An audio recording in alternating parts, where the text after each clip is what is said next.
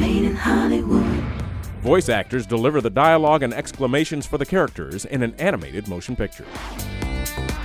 Hi, I'm Richard Kind. I play Bing Bong in Inside Out, and here's a scene from Inside Out here at Made in Hollywood.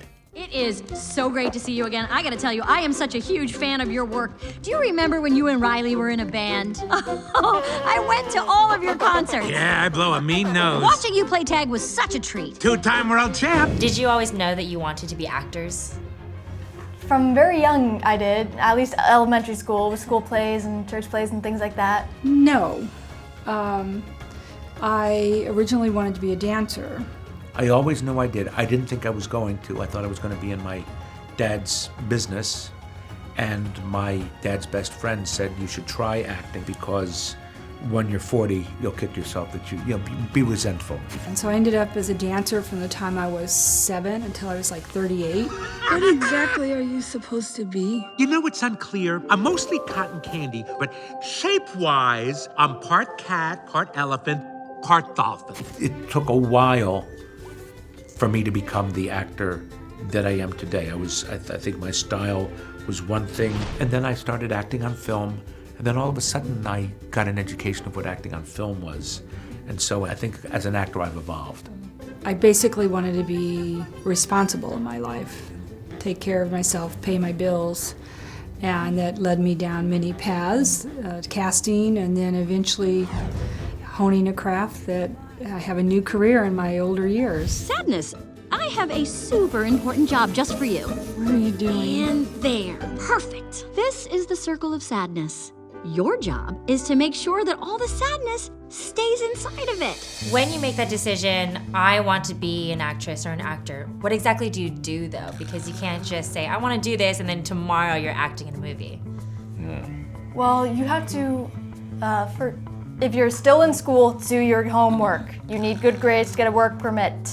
It's very important. I had a teacher when she'd say, Phyllis, the thing that you need to do is to make sure you're prepared for when the opportunity comes. Almost finished with the potential disasters. Worst scenario is either quicksand, spontaneous combustion, or getting called on by the teacher. So as long as none of those happen... Okay, everybody, we have a new student in class today. Are you kidding me? Out of the gates? This is not happening! If you're wanting to be a singer or a dancer or an actor and not have done your homework, not have had the education and the ability to back it up, and all of a sudden the opportunity comes and you haven't done what you're supposed to do. You just have to study and work and try, and then when the opportunity comes, you can go, yes, I will, yes, I can. The best way to learn acting is to go do, and not do it for the money. Go do off Broadway. If you go do a movie or a TV show, millions of people will see you. But you do it in small, where only 45, 90 people see you. You're allowed to fail because there are no consequences, really. Nobody's going to say, oh, he stunk, or we'll never give him a second chance.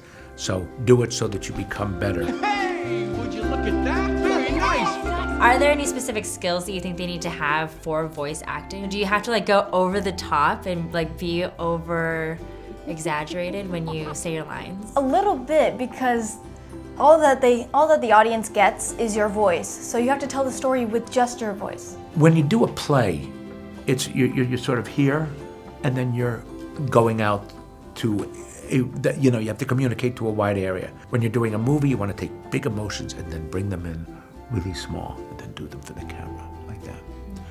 When you are doing voice work, you're small here to a microphone that's right there.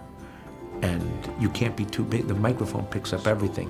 In much the way that joy finds that sadness is important, you have to find a way of being small and yet very excited, and you're giving the impression that there's volume, but there isn't. Come on, group hug. You too, Anger. Don't touch me.